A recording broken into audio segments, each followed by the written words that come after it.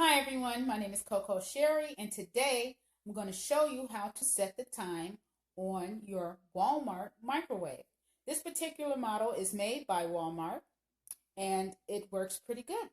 Okay, so let's start by locating the clock key.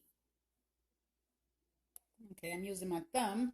A lot of people use their index finger, but I prefer my thumb. Okay, it has two formats, 12-hour and 24-hour. I prefer the 12-hour. The 24-hour is more like military time. Okay, the time is 2:14 p.m. I'm going to use the lower keypad. And I'm going to set the time by using the start button at the lower right-hand side. I'm going to click that. The blinking lights is verification that the time is set. And there you go. Hopefully I've helped someone today. It's been my pleasure.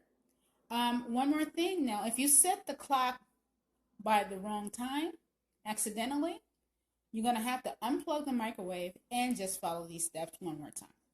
Okay, again, thanks again for watching my video. I'm a little nervous, so I probably made some mistakes in this video. So please forgive me. Please subscribe, and again, like my video, and have a fabulous day. Bye-bye.